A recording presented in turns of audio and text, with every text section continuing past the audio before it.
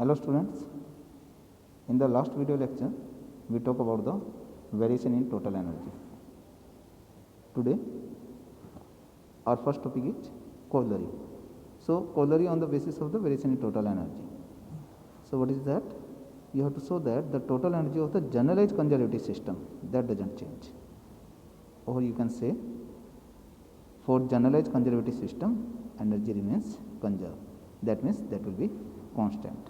Okay so अभी हमने जो पिछला आर्टिकल किया था just variation of the total energy you have to be in your mind कि वो क्या था एक्सप्रेशन यू नो दैट अगर मैं आपको वो इक्वेशन दिखाऊँ variation in total energy that was this one yes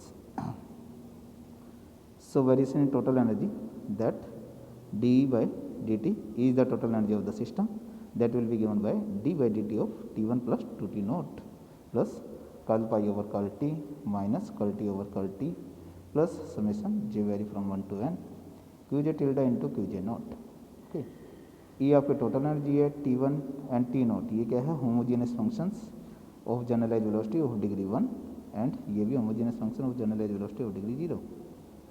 पाई आपका क्या है potential energy and T will be the kinetic energy of the system. Q J tilde आपका क्या है non potential forces. Okay and Qj dot you know that is generalized velocity.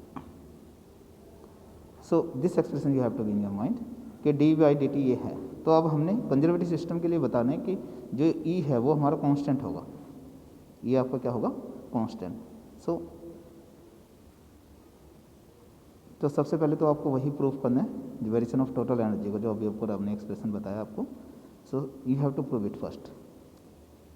Now in case of generalize conservative system generalize conservative system के लिए हमेशा दो property hold करेगी हमारी that non potential forces क्या हो गए उसमें जीरो हो गए and time doesn't appear in any of the expression. जितने भी एक्सप्रेशन है उसमें टाइम हमारा एंटर नहीं करेगा. दैट मीन्स कंजर्वेटिव सिस्टम है ना तो time it will not be dependent on time. तो पोटेंशियल एनर्जी हो या काइनेटिक एनर्जी हो तो सभी एक्सप्रेशन है उसमें टाइम आपका क्या होगा will not be there.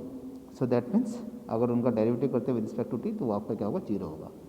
So you say that Qj tilde is 0. So here you can say कि जो ये आपकी इक्वेशन थी over here in t1 and t naught time will not be enter. So that means its derivatives will be 0. पाई में भी depend नहीं करता time ये भी 0 ये भी 0. Qj tilde वैसे ही आपका 0 है नॉन पोटेंशियल फोर्सेस तो ये टर्म भी 0. तो that means all the terms will be equal to 0. So you say that de by dt that will be equal to 0. If this is equal to 0 so you say that E will be equal to constant. Okay, so this thing you have to show कि total energy of the system हमारी क्या होगी conserve होगी for the generalize conservative system. Okay तो हमने ये value रखी कि ये सारी वैल्यू आपकी जीरो थी. जब वैल्यू प्लेस की तो D by D T zero that means ई आपका आ गया constant. Suppose that constant is H. Okay so you say that total energy will be total energy of a conservative system will not be changed, that will remains conserved, right? Now there are some remark कि definitions you can consider that कि जो non potential forces है उन forces को हम gyroscopic forces भी कहते हैं. कब if their power is 0, that means work done by the non potential forces we consider it 0. So that will be the force into displacement. All right. Okay, so you say that total work we are considering here, so that work will be 0. Okay, so you say कि Qj tilde into Qj not equal to 0. तब आप Qj tilde को क्या कहेंगे आप gyroscopic forces कहेंगे. और अगर यही आपकी इनइक्वालिटी बन जाती है कि Qj tilde into Qj not summation is less than equal to 0 तब उन्हें गायरोस्कोपिक फोर्सेस ना कहकर हम डिसिपेटिव फोर्सेस कहेंगे. ओके तो नॉन पोटेंशियल फोर्सेस को मैं डिसिपेटिव फोर्सेस कहूँगा कब if the summation of Qj tilde into Qj not is less than equal to 0. That summation is less than equal to 0. Okay so you can consider that definition in your mind. Next is Lagrange's equation for potential forces. Potential forces के लिए हमारी Lagrange equation क्या होगी ये हम पहले भी already कर चुके हैं but we are introducing here again. Let the generalize forces Qj with the potential forces, और वो पोटेंशियल फोर्सेस किससे एक्सप्रेस करते हैं in terms of the potential energy. So that means अगर जनरलाइज फोर्सेस आपका क्या है क्यूजे है, तो there exist a potential energy function, जिसको हम किससे डिनोट कर देंगे पाई से।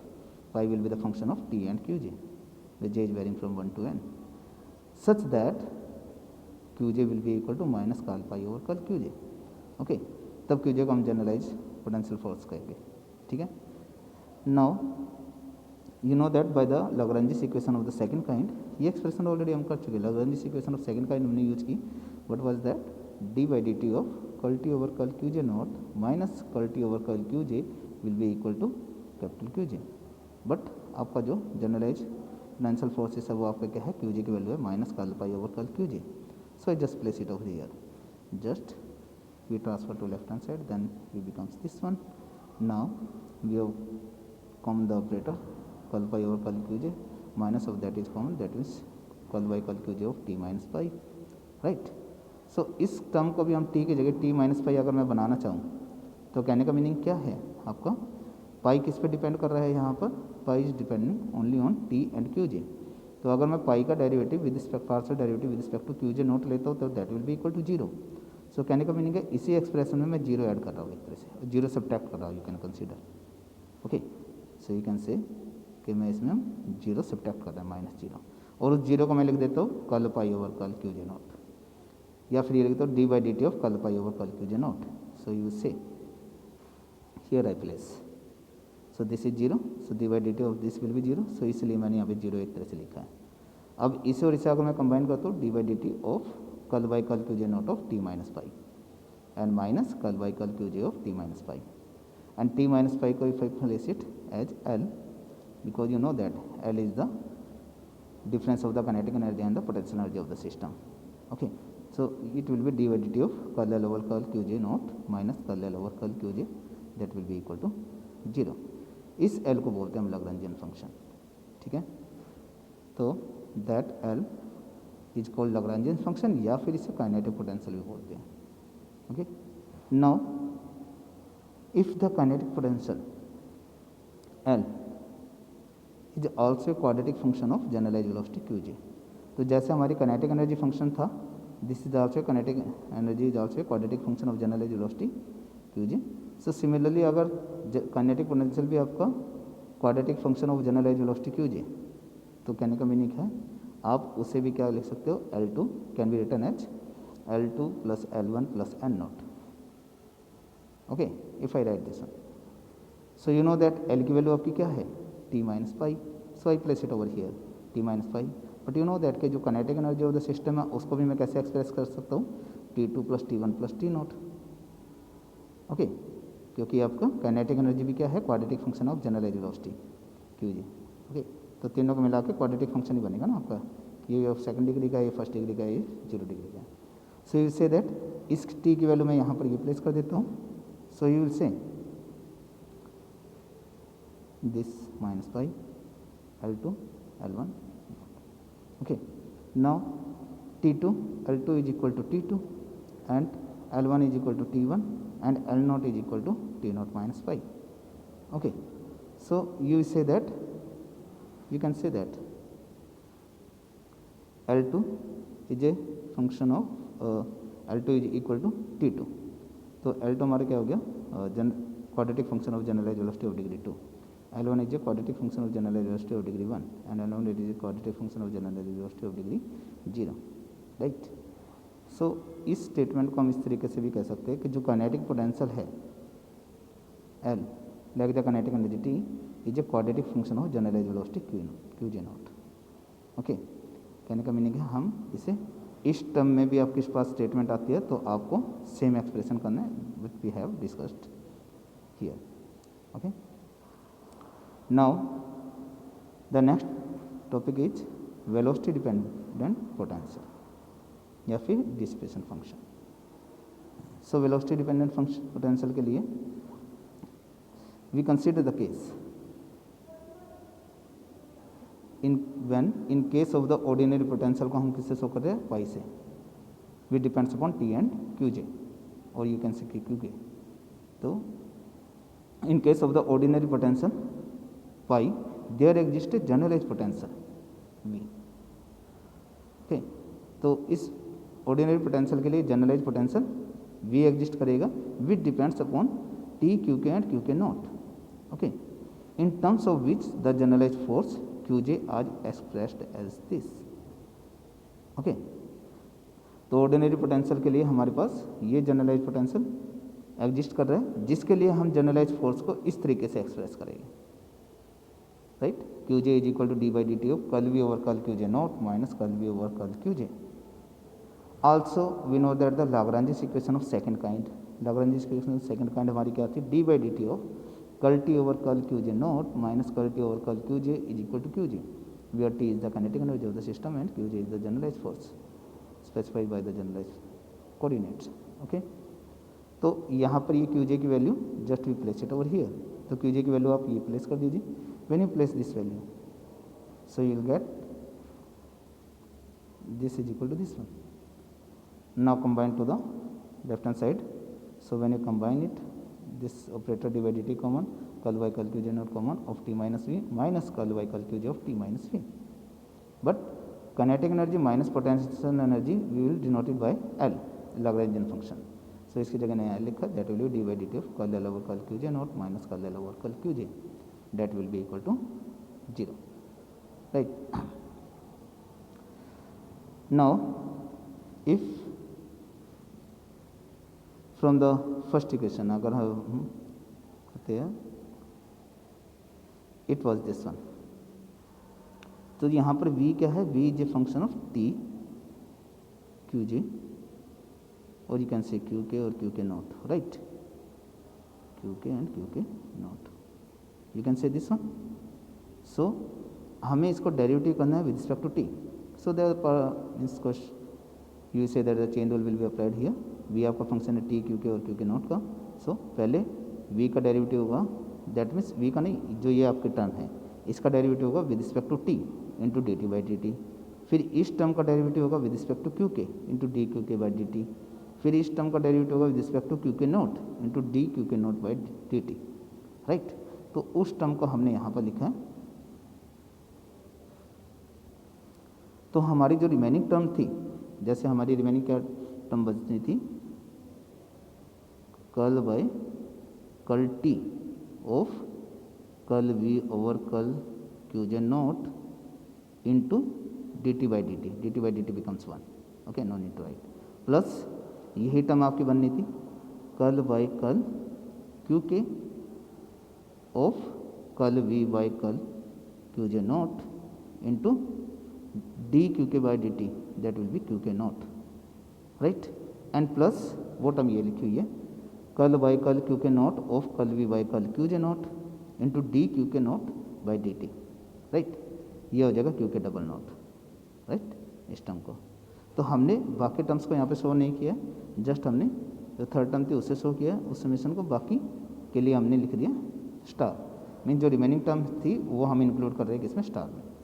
ओके, इसी को आप रीराइट करके ये कह सकते हो, that is curl V curl square V by curl Q K not into curl Q J not into Q K double not, where K is varying from 1 to n, right, and J is also means Q1 की value क्या होगी, curl V over curl Q1 not into Q K not K varying from 1 to n, Q K double not and so on 1 to n के लिए, right.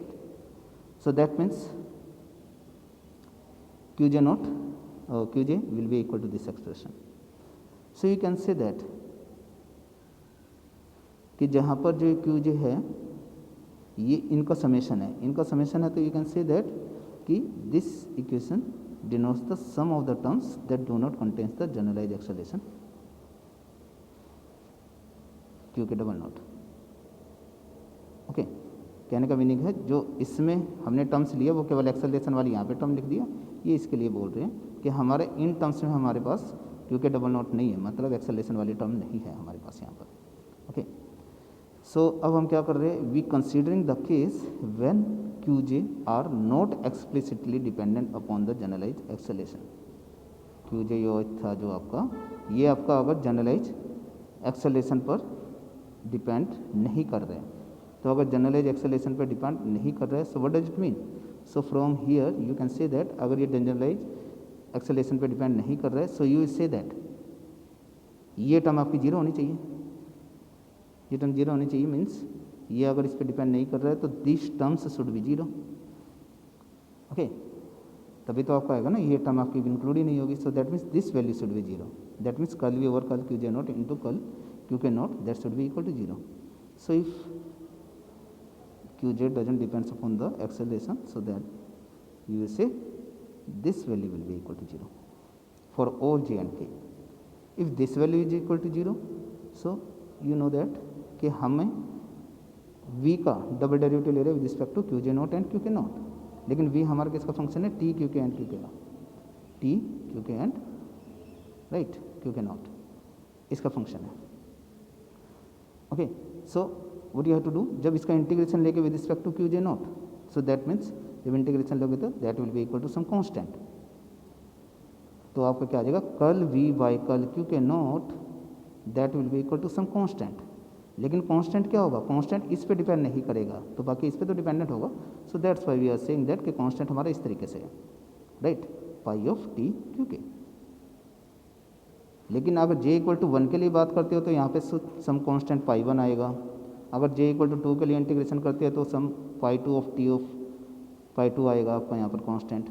जब यहाँ पे j equal to 3 के लिए बात करते हो तो पाई 3 आएगा। ओके, सो इस तरीके से हम करके कह सकते हैं कि इन जनरल कर्ल स्क्वायर अगर हम इसका इंटीग्रेशन करते हैं तो that will be of say this thing where j is 1 to n, j is vary from 1 to n, right. Now again you take the derivative, integration both side. When you take the again integration, so you say that integration will be आपका constant तो था ही, सो integration का क्या आ जाएगा, double integration some constant into Q J not, okay, plus some constant another constant, तो अनदर कांस्टेंट को हमने सिंपल पाई लिखा है। This is also function of T and Q K. Okay, Q K और Q J you can define it accordingly. Okay, यहाँ पे जो pi J है ये भी आपका function of T and Q के, राइट। सो हमारे पास v क्या है, दिस इज दिस वन। अब इस टर्म को हम बोल देते हैं suppose v1 and this is some constant potential function where v1 is summation j vary from 1 to n pi j Q J not, right. So v की value अगर हमारी ये पुट करते हैं so it will be this one. Now you know कि जो Lagrangian function है that will be equal to kinetic energy minus the potential energy, लेकिन पोटेंशियल एनर्जी को हम एक्सप्रेस कर सके हैं कि potential energy function will be given by this v1 plus pi. तो एक्चुअल में हमने ये निकालना था कि जो पोटेंशियल एनर्जी फंक्शन होगा वो हमारे इस तरीके से होगा, राइट। तो अगर हम Lagrangian function in terms of the potential function, हम जनरलाइज पोटेंशियल फंक्शन अगर हम लिखते हैं, so you will say that L will be equal to T minus V. लेकिन L हम किसको कैसे एक्सप्रेस कर देते हैं, L was the kinetic potential था, तो उसे हम लिखते थे L2 plus L1 plus L not, right, and T will be equal to T1 plus T2 plus T1 plus T not. So you just place it over here. So when you place this values over here, so you will get this one. So similarly you can say that case के लिए L2 will be equal to T2, L1 will be equal to T1 and L naught will be equal to T naught minus pi, T naught minus V। लेकिन V की value क्या है, V1 plus pi, तो it will be T naught minus V1 minus pi, right। So up to here we discuss today. The next topic we will discuss in the next class. Thank you very much students.